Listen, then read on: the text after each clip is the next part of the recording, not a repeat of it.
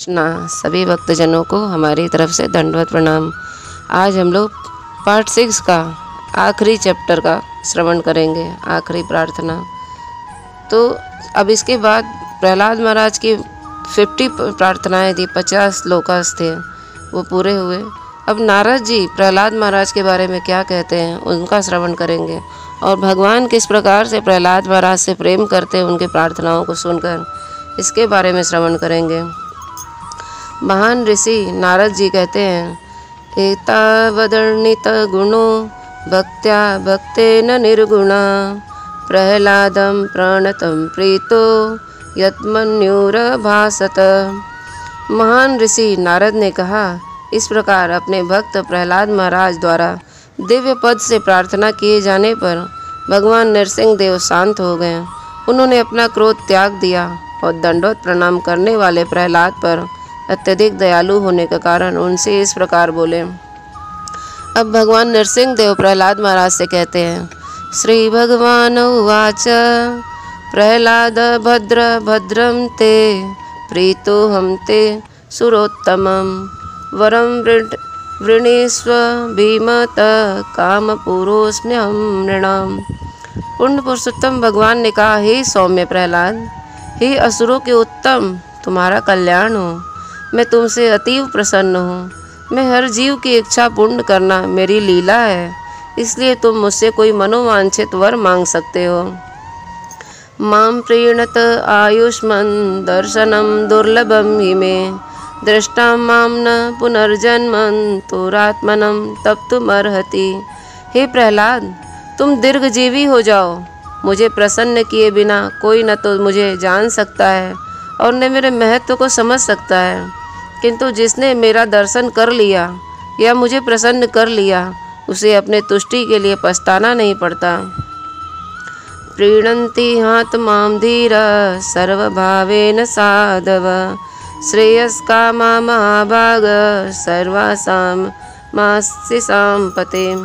हे प्रहलाद, तुम अत्यंत भाग्यशाली हो। तुम मुझसे यह जान लो कि जो अत्यंत बुद्धिमान तथा प्रगत है, वे सभी विभिन्न भावों द्वारा मुझे प्रसन्न करने का प्रयत्न करते हैं, क्योंकि मैं ही ऐसे पुरुष हूँ जो हर एक की इच्छाओं को पूरा कर सकता हूँ। तब उसके बाद नारद जी कहते हैं, एवं प्रलभ्यो मानोपि वैरे लोक प्रलोभने एकांतित्वाद् भगवती नैक्षतान सुरोत्तम। नारद मुनि ने कहा, प्रहलाद महाराज भौतिक सुख की सदा कामना करने असुरों की असुर कुल के सर्वश्रेष्ठ पुरुष हैं।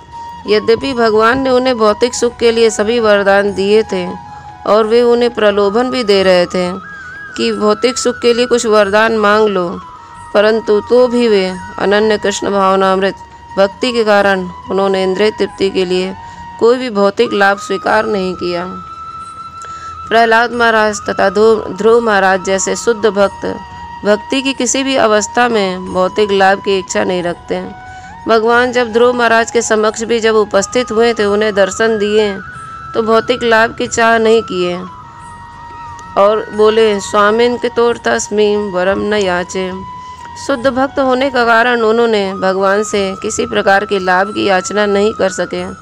इसी प्रसंग में चैतन्य महाप्रभु ने हमें उपदेश दिया है, न धनम न जनम न सुंदरीम कविता वा जगदीश कामये मम जन्मनि जन्मनीश्वरे भवताद भक्ति रहे तुके त्वयि। हे जगदीश, मैं ऐसे वरों के लिए प्रार्थना नहीं करता जिनसे भौतिक संपत्ति, नाम, सौंदर्य प्राप्त हो। मेरी एकमात्र इच्छा आपकी सेवा करने की है। कृपया मुझे अपने दासों की सेवा में लगा लीजिए। और इस प्रकार से 7वें स्कंद का प्रहलाद महाराज और नरसिंह देव की प्रार्थनाओं को भगवान नरसिंह देव को शांत करते हैं प्रार्थनाओं से, और हम भगवान नरसिंह देव को सादर प्रणाम करते हैं और सदा जपते रहिए, हरे कृष्णा कृष्ण कृष्ण हरे हरे, हरे राम राम राम हरे हरे। तो ये प्रहलाद महाराज की इतनी सारी प्रार्थनाएं हैं जो 50 श्लोकों में हैं, और कुछ श्लोक जो भगवान नरसिंह देव प्रहलाद महाराज से बोलते हैं वो श्लोक ऐसा है। तो हम अपने जीवन में देख सकते हैं कि हमको किस प्रकार से भगवान से प्रार्थना करनी चाहिए। भौतिक चाह तो अगर हम कुछ मांगेंगे वो पूरा तो हो जाता है वो, लेकिन वो कुछ समय के लिए ही रहता है। और आध्यात्मिक भक्ति, आध्यात्मिक भगवान से प्रेम करना वो जन्म जन्मांतर तक हमारे साथ रहेगा। और यदि हम श्रेष्ठ भक्ति करते हैं तो भगवान के धाम में चले जाएंगे, फिर हमें यहाँ से लौट करके आना नहीं पड़ेगा और भगवान की भक्ति में ही हम लोग रमे रहेंगे। फिर ये त्रिताप, आदि भौतिक, आदि आत्मिक, आदि दैविक, ये सारे कष्टों से हमें निजात मिल जाएगा। जन्म मृत्यु जरा व्याधि, इन सारे चीज़ों से हमें मुक्ति मिल जाएगी और हम भगवान के एक निष्ठ भक्त बन जाएंगे। हरि बोल। आपको इन कथाओं से क्या प्रेरणा मिलती है ये हमें ज़रूर बताइएगा। हरि बोल।